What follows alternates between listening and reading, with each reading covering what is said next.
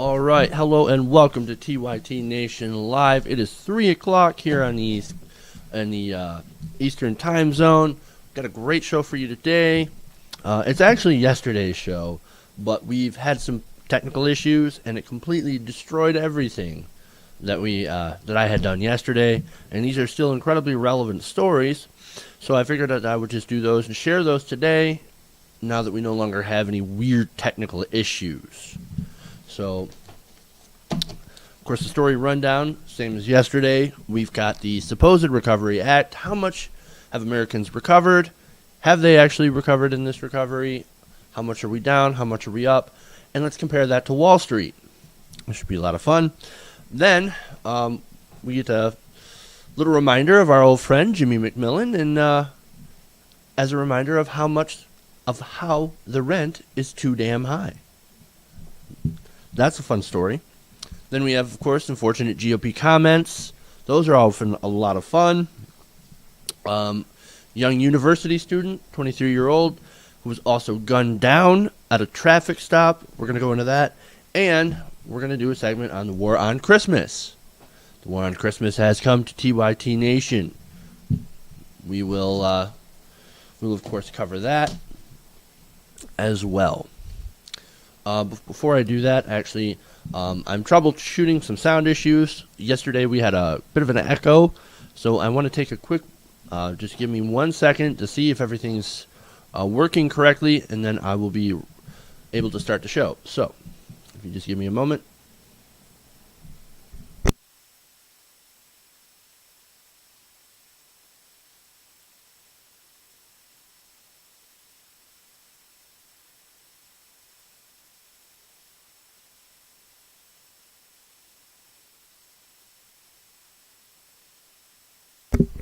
All right, good. We're good.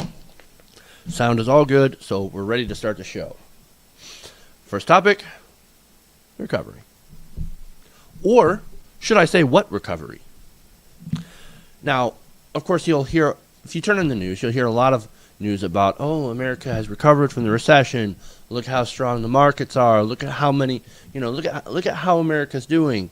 Yeah, we've recovered a little bit from the recession. It's a little slow, but look at that. Even on the liberal networks, you'll hear that, oh, look, Americans' lives are getting better. Well, the Federal Reserve reported just on Monday, that total American household net worth had recovered a little bit. Well, how much? Well, it actually increased by $1.9 trillion in the third quarter. Now, that's net worth of all American homes. Of households. So you're probably thinking, wow, 1.9 trillion. That's a lot of money. And it goes to a total of 77.3 trillion. Now, however, as the Wall Street Journal notes, Americans' net worth is actually still lower than it was in 2007 before the crash. Well, how much lower? We're still at about 1.4% below the peak in 2007. Now, of course, inflation has increased since 2007. The prices of commodities have increased since 2007. So when you look at it, Americans' net worth, their households, are way below what they should be today. Now think about that. I mean, American households are not worth as much as they were back in 2007. As 8 years ago, we had the recession. So, I mean, it's pretty sad when you look at it, and especially when you compare it to the banks. Now, the banks have done fantastic over the last few years. They've absolutely done fantastic. Did you know that the top 1% of earners actually took home 121% of the income gains in the first 2 years of the recovery? So for 2007 to 2009, they took home 121% of the gains. Now, if you take more than 100%, it means that the other, everyone else, lost. And that's the American people. The 99% lost a lot of income during those first 2 years of our supposed recovery. And now you have things like austerity, which has been hurting growth and hurting jobs and hurting American families, and also preventing them from being able to pick themselves up from the recession. We still have a large unemployment. Yeah, the unemployment rate is down, sure, right? But that doesn't really reflect people that have dropped out of the market, that are no longer looking for work because you can't find anything in this market. So you really have to remember that. And of course, you have a problem of massive wealth inequality. And this is also a part of that. When 121% of the gains of a so-called recession go to the richest 1%, you know that there's a problem with income distribution. I mean, and then you look at productivity. The productivity gap between how productive Americans are versus how much take-home pay that they get, how much they're paid for how productive that they are. When you look at the disparity, and it's a great graph that I often show. Don't have it today, but I often show this graph of where productivity has shot up through the roof, and wages are stagnant. So when you look at this, when you look at the Federal Reserve numbers that show that, yes, our net worth has increased, it's not really reflective of where the normal American families are at. When CEO pay has shot through the roof, and CEO compensation and corporate profits are through the roof, the stock market, which is completely divorced from the average American person. Most Americans don't have stock. So the stock exchange, it doesn't reflect their reality. It reflects the reality of the richest, the top 1%. And so when you look at these numbers, it doesn't really mean a whole lot. It just means that we are still behind as opposed to 6 years ago. We are still way behind, and something has to be done. And we have to grow the middle class again by investing in it. Now, of course, this is a study. This next story has a lot to do with the first story as well. And the story is, of course, how the rent is too damn high. You guys remember Jimmy McMillan, who was running for governor? He, of course, ran in the rent is too damn high party, which is actually pretty hilarious, but I think he's got a really, really good point. Now, according to a new report from the Joint Center for Housing Studies at Harvard University, most people who rent, around half, can't afford to pay that rent. They don't have enough money to pay their rent. Their rent is literally too damn high. Now, there's some interesting facts on this to back this up, and let me just show you right here. Now, according to this study, the share of renters who pay more than 30% of what they make on housing actually increased by 12% in the last 10 years. Now, that reached 50% of renters in 2010. Half of renters pay more than 30% of their income on just having a place to live. Of that 50%, 27% of those face a severe burden, meaning that they pay more than half of their income on rent. Now, 30%, of course, is considered cost burden. That means you pay around 30% of your income on having a place to live. Now, when you spend 30% of your income on just paying the rent, that reduces your ability to pay on other things. Especially with rising energy costs, rising transportation costs, gas costs more than it did before. And so, not to mention, You have food that costs more than it did before, and you have all these other factors that have eroded Americans' purchasing power. And you wonder why the recovery has been so tepid. It has not been a good recovery. Now, there are, of course, some more facts here. And more than 80% of those who made less than $15,000 in 2011 paid 30% of their income or more on housing, with 71% paying at least half. Now, this shows that the poor are the most affected by this. Those who make $15,000 a year. That's, of course, if you're working 40 hours a week on $7.25 an hour, the federal minimum wage. $15,000. So those are the people that are working at Walmart. Those are the people that are working at McDonald's and Burger King.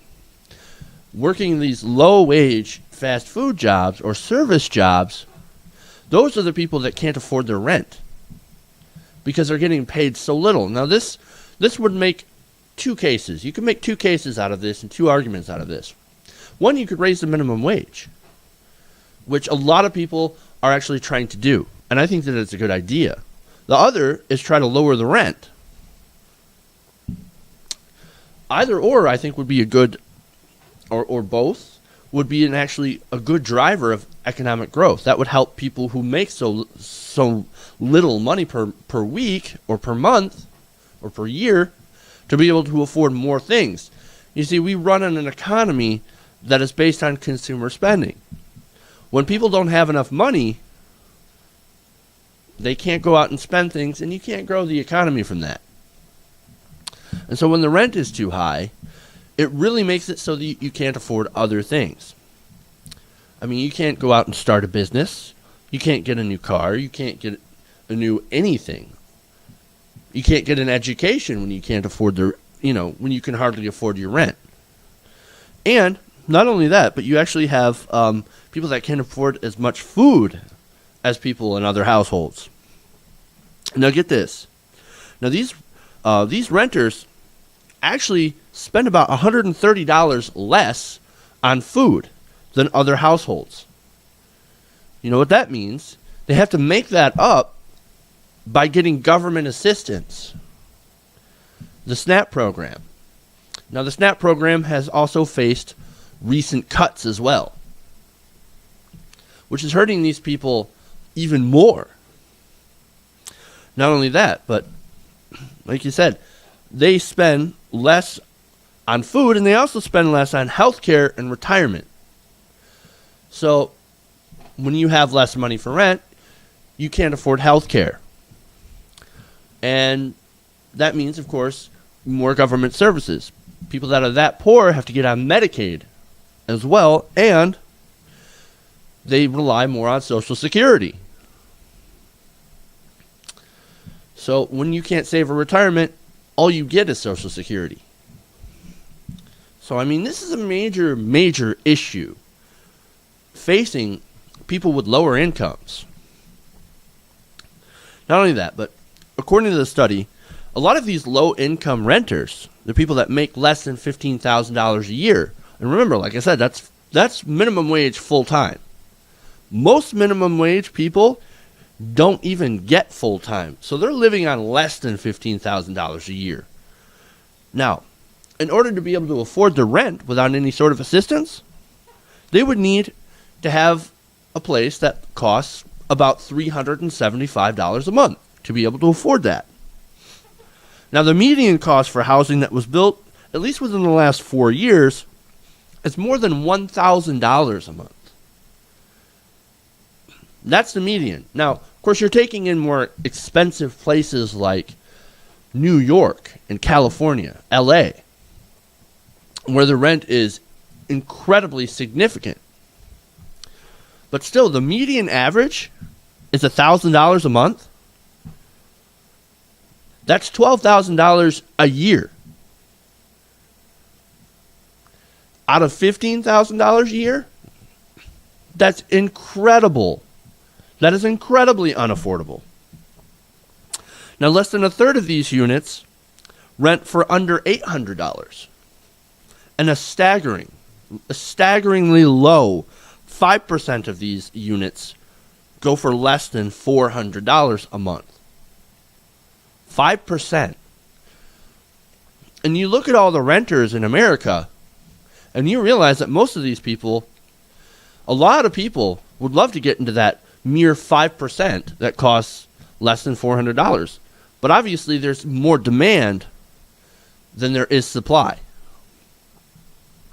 And, of course, you would think that unemployed people are more likely to get to be those people that can't afford the rent. But that's not entirely true. The report notes that high unemployment rates are not the main culprit, because the spread of burdens has been even greater among households with full-time workers. In fact, it says 3/4 of renters whose household heads couldn't find a job in the previous year had a housing cost burden. But the share of those who were burdened while also working throughout the year rose nearly 10% from the last decade, 2001 to 2011, reaching more than 2.5 million people. And you know what else has made it worse? Sequestration. Now, sequestration had actually cut housing assistance for a lot of people.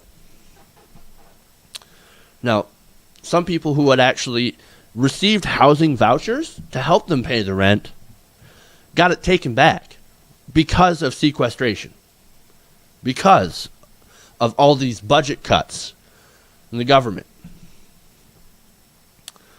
40,000 and 65,000 fewer people had gotten assistance this year compared to last year. So that's all these people who now cannot get assistance paying their rent because of budget cuts in Washington. The automatic budget cuts because of our political gridlock, because of our stupid-ass partisanship going on.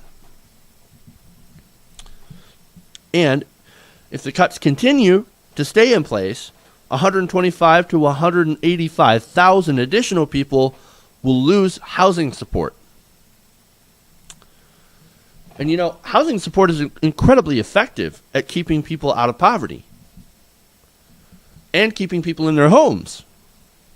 Housing subsidies kept 2.8 million people out of poverty last year, according to this report. But look, another effect of this, of the rent being too high, is of course homelessness. When you can't afford the rent and you get sick or something happens, you could lose your home. And of course, you know, you lose your home, you become homeless through no fault of your own because you can't afford your rent, because your rent is too high or your income is too low. Well, apparently that drops you out of the public consciousness. People don't care. And eventually it gets to the point where politicians, such as the guy in Florida, who doesn't give a shit about homeless people, will come and destroy your homeless cart. Oh, got a homeless problem? It's hammer time. That's how these people think. But there are causes to homelessness that aren't your fault. And that's what a lot of these people don't understand. On any given night, there are more than 600,000 homeless people in America because they can't afford the rent. They can't afford to get a place, and they can't get help from the government. Even homeless students. Homeless students have reached a record last year of 1.1 million. 1.1 million students considered homeless last year. Look, and homelessness has more than just the obvious effects. Homelessness can prevent you from getting a job in order to pick yourself up from that homelessness and to be able to afford a place to live. So, I mean, high rent and low wages, they're a major problem. Now, I remember a lot of people would make fun of Jimmy McMillan, saying, oh, the rent is too damn high. But you know what? After looking at some of these figures, I really think Jimmy was onto something. Really think old Jimmy was onto something. All right. I'm going to take a quick break. I'm going to come back with the next story of unfortunate conservative comments. That should be a lot of fun. Please stay with me here, and we'll be back in about a couple minutes.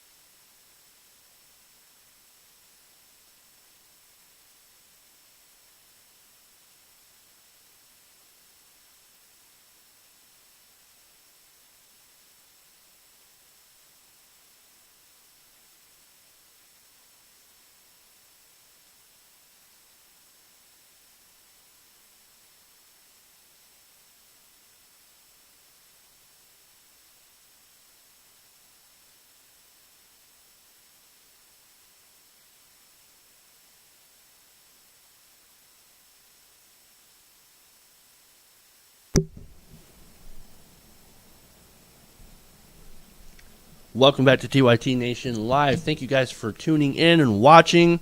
Really appreciate it. If you have any comments, remember, leave a comment below. Join us in the live chat. I'll try and answer some questions after the show if you guys are interested. Or just chatting a little bit before I shut down the live stream. It'd be great. So, we're going to be back here with our next story. And that is, of course, an oops moment.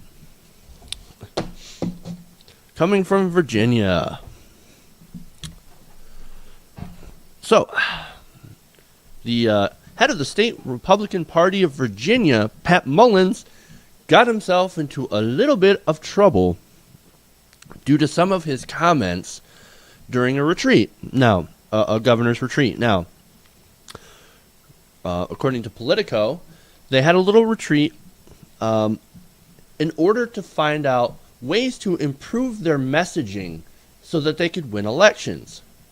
Now, this is a little ironic because every time they do these soul-searching moments and trying to figure out how they can attract more people to their base, they often just end up blaming the media for not getting their message out.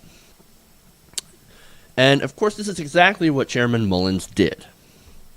Now, he had actually blamed the media for Ken Cuccinelli, for the loss of Ken Cuccinelli, as well as the loss of E.W. Jackson, and the other guy running for Virginia the Attorney General seat that was formerly filled by Ken Cuccinelli. So they lost 3 seats in this recent election, and they lost to Terry McAuliffe, which Terry McAuliffe, not exactly the best lib out there. Not exactly the most lib. He's actually pretty corporate. But apparently, Virginia voters thought, yeah, Ken Cuccinelli, we're not going to vote for the guy who wants to ban oral sex. That's a little too extreme for us. Now remember, Virginia has a record of voting against the White House. Whatever party's in the White House at the current time of the election, Virginia has a tendency to vote the opposite.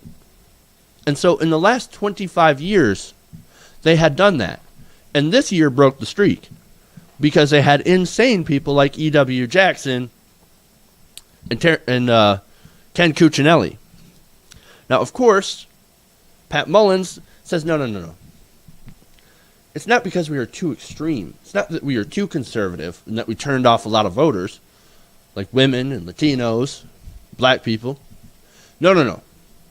We weren't conservative enough. Yeah, that's right. We weren't conservative enough. And he had actually said that. And check this out. He said, this year our message couldn't break through and we paid a price. Republicans do not win when we are mini Democrats or Democrat light. Democrat light. Sounds like a really terrible beer, by the way. Yep, Dem light. Great taste, less filling. Anyway, I know. Stupid beer. Stupid beer humor. Is humor me? All right. You know what's funny? Every time they lose, they blame it on not being conservative enough. Trying to ban oral sex between married couples wasn't conservative enough. It wasn't crazy enough for Pat Mullins or for any of these conservatives. You got to be shitting me, right? But no, that's what he blames it on. But that's not the worst thing that he had said. No, I'm actually getting to the worst comments. Now, during this retreat, Mr. Mullins had joked that Obama is so close to death that Terry McAuliffe is about to buy a life insurance on him. What the fuck is he talking about? Like, I realize that it's a joke, but you don't joke about the president dying. That seems to be in bad taste. No matter who does it. Okay? No matter who does it. Because we've had presidents get killed before. And it's never cool to kind of bring that up. You know what I mean? It's just not a good thing to do. Now, in response to this unfortunate statement by Mr. Mullins, several prominent Democrats in Virginia have decided to say, hey, you know what? Maybe you should step down. Maybe you should step down. In fact, it's Virginia State Democratic Senators Mamie Locke and Donald McEachin. They called him to step down over this. Now, of course, it's because they say it was violent and offensive to the president. Now, saying that President Obama is close to death is unacceptable in our political discourse, according to Mamie Locke. And the chairman really should be ashamed of himself. He's decried this type of rhetoric before, and yet somehow it keeps appearing in his speeches and public comments. Perhaps he should have, before saying these things, he should perhaps mull it over. Now, of course, Mamie Locke also had something else to say.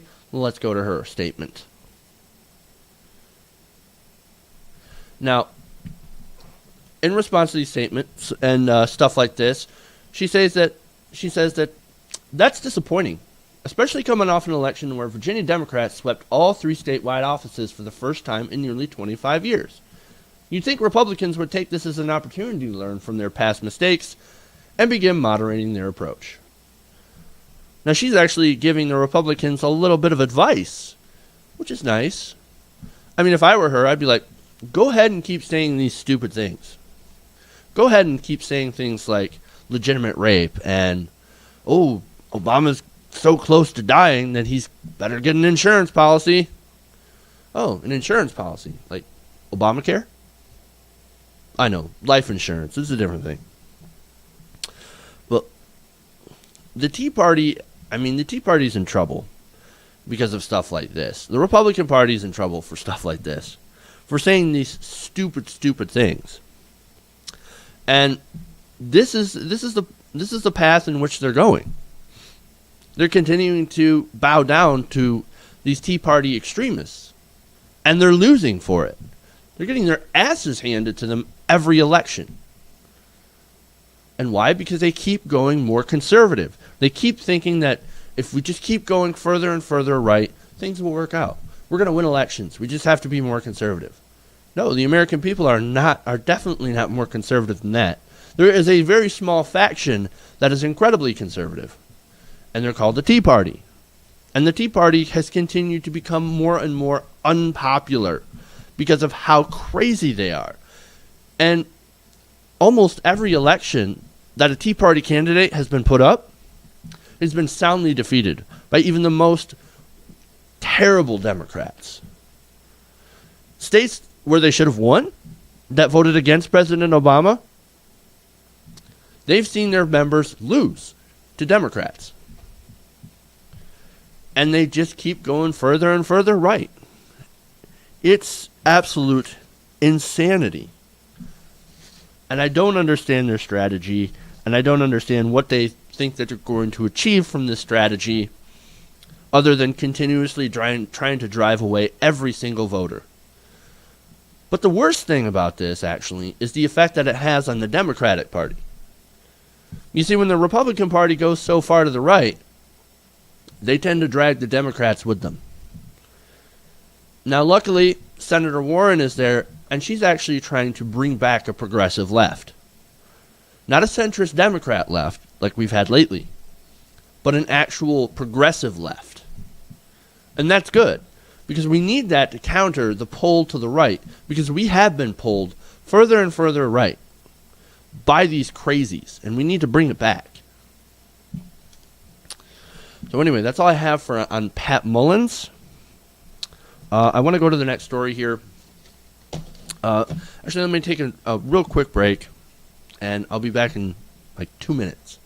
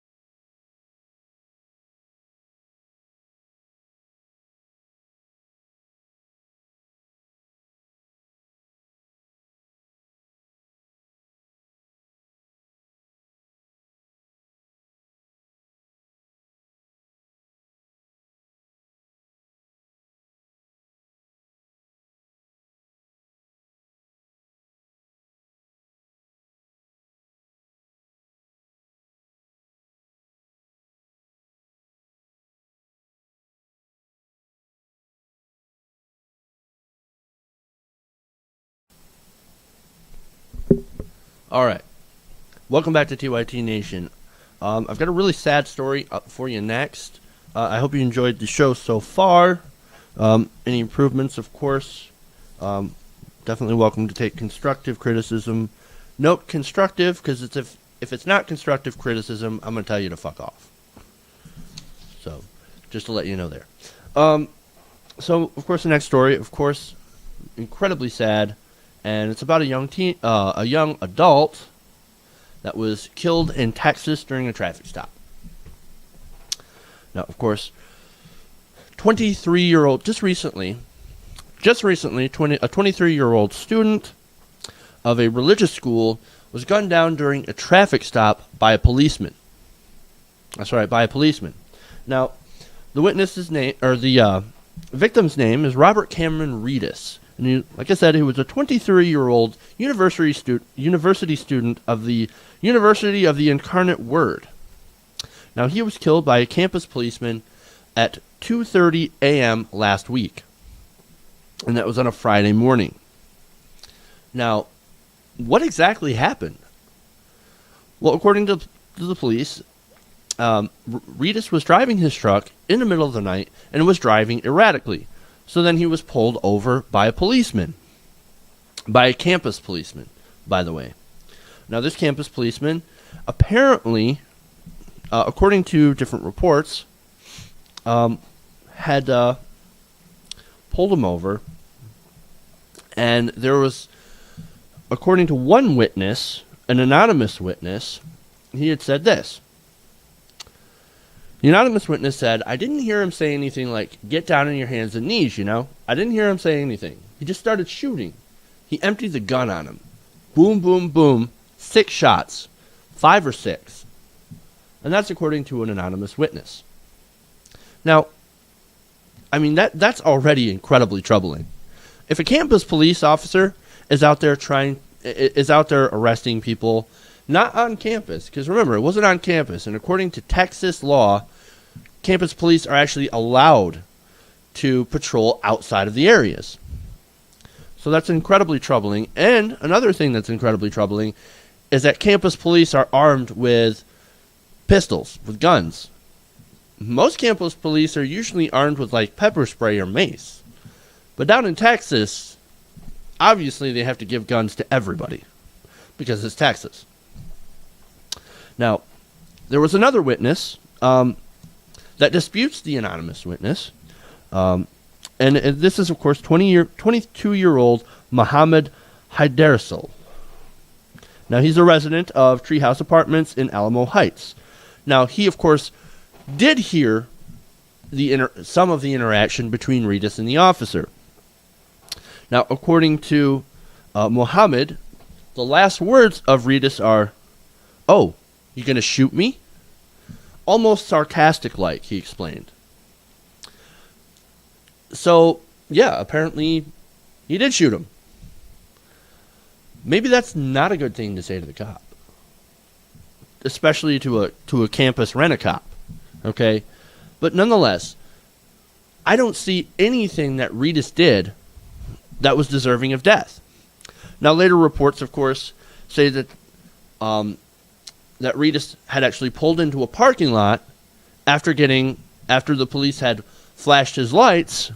They both pulled into a parking lot and apparently got into some sort of a struggle. Now, the officer had allegedly called for help during the struggle, where afterwards, of course, Reedus was shot dead. Now, the witness Mohammed Hydersel, apparently the officer had said, "Stop resisting, stop resisting, stop resisting." Now, we don't know if this was actually the case. We don't know if Reedus was actually resisting or not. Because I've heard stories before, different things, where police will say, "Oh, stop resisting," when they're not actually doing anything. When the cop's beating your face into your car door, where they can say, "Oh, stop resisting, stop resisting."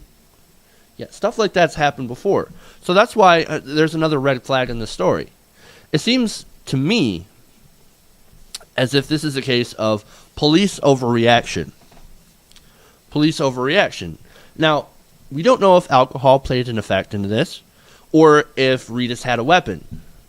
But all the interviews with Reedus' family and friends call him like the nicest guy. He was not a violent person. His friend Sarah Davis actually described Reedus as not an aggressive person at all. So, I mean, look, maybe alcohol had something to do with it. I don't know. Alcohol can make somebody aggressive, but this guy doesn't seem like he would be the type to do such things. I mean, he was co-valedictorian of his high school. And this is a Christian school. This is a religious school. So I don't know if that makes any sort of difference. But what it seems to me is it's just a clear case of police overreaction. And it's not the only case. There have been other cases of people of there was a black man that was actually killed in his own driveway trying to get into his own house. Shot by police. Shot dead. There's instances of this kind of stuff going on every day in America, where police are overreacting and killing people. There was a man that got tased to death. The old man. There was another old man that got beanbagged to death. So even their non-lethal weaponry seems to be lethal when they use it against certain people. That's a major problem here in America. And speaking of non-lethal weaponry, why wasn't there a way that they could stop Reedus if he was resisting without having to use deadly force? Is resisting an officer now grounds to use deadly force? Is that where we've gone to here in America? Is that where we're at? If you resist at all, you could be shot dead by a campus rent-a-cop? And look, this policeman actually had about 9 years of experience in law enforcement.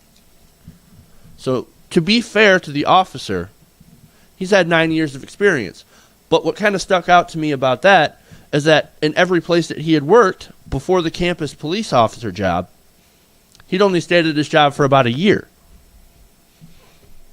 So, I don't know. I don't really know what to make of that. That just kind of sticks out to me as something like, why would he only stay at certain jobs for a year? I mean, there could be many different answers for that, but that just kind of, I don't know, that makes me suspicious about this guy, about this officer. Now, of course, this officer is Corporal Chris Carter. So, well, right now he's on paid administrative leave pending an investigation. So, and look, I hope they find out what actually happened, and that if this officer is accountable for this, for using excessive force, deadly force, in a situation that didn't warrant it, I hope he gets punished to the fullest extent of the law. Because now a kid is dead. For doing nothing. For doing almost nothing. Getting pulled over and possibly resisting arrest, which we cannot prove right now. So it's just an incredibly sad story, the state of our policing these days. You could just kill somebody for supposedly resisting arrest. Welcome to the police state. It's a really, really sad story. Alright. If you haven't, if you enjoy this video so far, this live show, please give us a like, please share, and I would be much appreciative. Now we go into, of course, our final story, which should be the war on Christmas. Do you know there's a war going on? It's war on Christmas. Has come to TYT Nation. So this time, we're going to talk about Sarah Palin and her take on the war on Christmas. So apparently, according to Sarah Palin, America is filled with angry atheists that are trying to abort baby Jesus. Yep, we're trying to abort Christ from Christmas, according to Sarah Palin, and we are also apparently threatening the American way of life by not believing in Jesus. Are you fucking kidding me? And here we go. Now, of course, she was talking to Newsmax about her new book that is, that the topic, of course, is about the war on Christmas. And she calls all of us atheists Joe McScrooges. Joe McScrooge. Why not John McScrooge? Why not Billy McScrooge? Why not Bob McScrooge? Well, it's got to be Joe. And when asked, of course, if atheists are a danger to America, like she says, she had replied, "A Joe McScrooge armed with an attorney is quite dangerous." Really? Really? Now she says the road that we are on today is too many of those angry atheists armed with attorneys would try to take away that freedom to express faith. It's going to end in ruin unless we do something about it. Dude, what's going to end in ruin? Is saying happy holidays destroying your Christmas? You do realize that happy holidays is a shorthand way of referring to more than one holiday. You know, you've got Thanksgiving, you've got Christmas, and then you've got New Year's. All holidays. So saying happy holidays is somehow an affront of Christian beliefs. And how are atheists attempting to destroy Christmas? We have this thing called the First Amendment, right? And this First Amendment says we cannot put one religion above another. We cannot state sponsor a religion, which means we can't put religious displays on federal buildings or lead prayers in schools.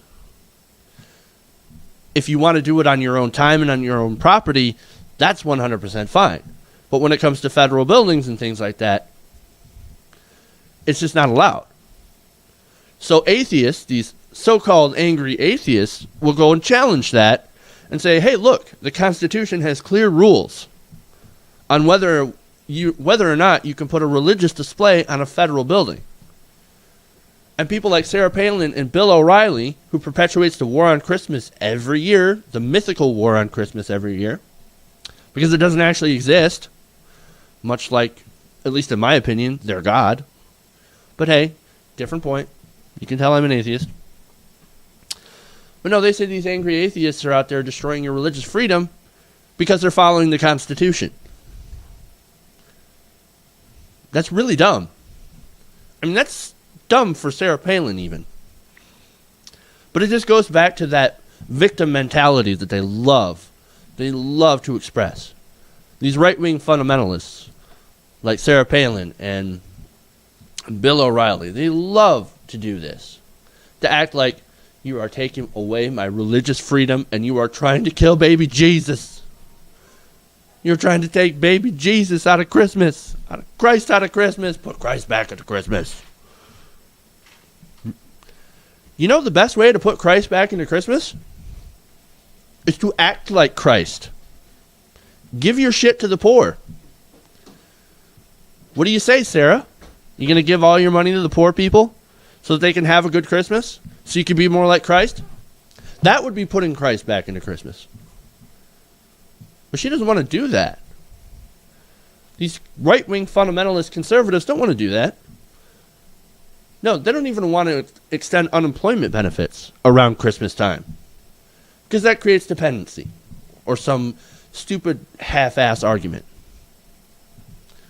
Which essentially takes money away from people around Christmas time. That is incredibly un-Christ-like. Not giving your money to the poor, taking money away from the poor, that is not Christ-like. So Sarah, if you really want to put Christ back in Christmas, you would be more like him. But I can guarantee that you're not going to be like him. That you're going to continue to complain about atheists expressing the First Amendment, following the actual Constitution that you guys purport to try and follow. No, you're going to get mad that we're trying to do that. It reeks of Christian privilege. And I talk about this all the time because Christians apparently have this incredible privilege here in America that everybody doesn't have. And when we say, hey, you know what, why don't we open it up for all religions?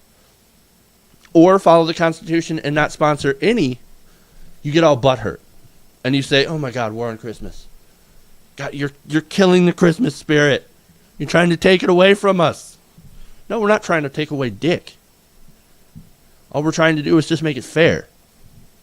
That everybody is represented. Because not everybody in America is Christian. Are we a majority Christian nation? Yes. We have a lot of Christians in America. And that's fine. We have also have a lot of other religions in America too. And maybe they should be equally represented. I did a story recently about the Festivus poll. And now Christians, Sarah Palin and Bill O'Reilly are flipping out about it. It's a poll. It's a Festivus poll. Come on, guys. It's absolute It's just dumb. This whole war on Christmas thing is just incredibly stupid. And it's just really funny to see O'Reilly year after year after year after year just hammering this thing. At what point do you jump the shark? At what point does it get so ridiculous that you realize, yeah, maybe we shouldn't just talk about this anymore. Maybe we should just admit this whole war on Christmas thing is just a bunch of dumb bullshit. At what point do we get to that area? That? I don't know. Hopefully soon. But hey, as long as the war on Christmas is around, I'll have a little bit of fun with it. Because you might as well. All right. Thank you guys for joining us, of course, here on TYT Nation Live. Check us out tomorrow at 9 p.m. Eastern when we have a full TYT Community panel.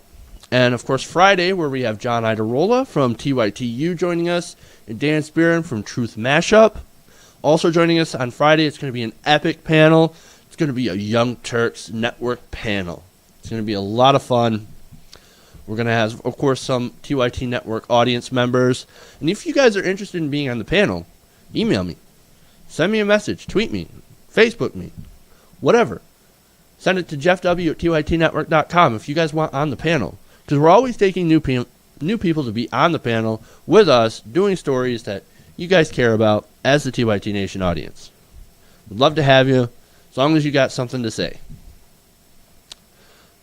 Go to our Facebook page, facebook.com/TYT Nation. Subscribe to our YouTube channel, youtube.com/TYT Nation. And follow me on Twitter at Jeff's Politics.